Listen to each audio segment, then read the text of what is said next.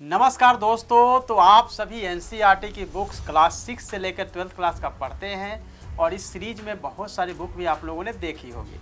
लेकिन बहुत कड़ी मेहनत के बाद जो है भारतीय राज्य व्यवस्था एवं संविधान जो क्लास 6 से लेकर 12 तक की जो पूरी किताब होती है उसके पेजेस देखेंगे तो अराउंड कम से कम 1800 से 2000 की पेज होती है।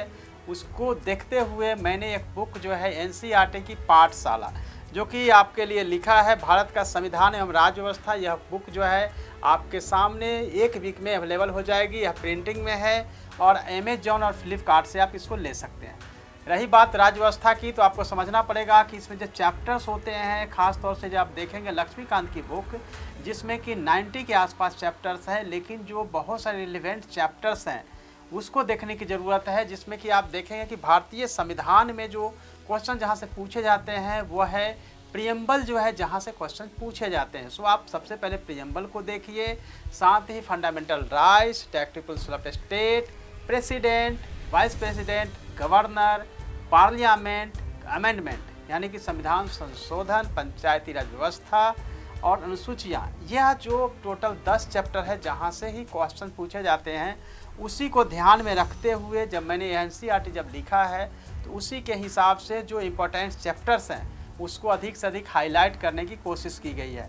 हालांकि जितने भी रिलेवेंट चैप्टर्स हो सकते हैं सभी चैप्टर्स को 11 भाग में हमने इस किताब में रखा है, जिसमें कि आपको संघीय राज्य व्यवस्था के साथ ही राज्य की जो व्यवस्था है वो भी, और आपको न्यायिक व्यवस्था यानी कि सुप्रीम कोर्ट, हाई कोर्ट भी इसमें रखा गया है। लेकिन आप जब पढ़ेंगे सुप्रीम कोर्ट अगर आप अच्छे से पढ़ते हैं तो बाकी जो क्वेश्चंस है आपको आसानी से वहाँ से मिल जाता है।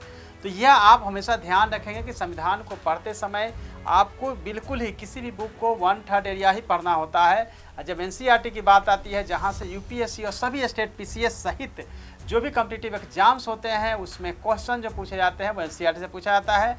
और पॉलिटी अपने आप में वह फेवरेट सब्जेक्ट है जहाँ से क्वेश्चन अधिक पूछे जाते हैं।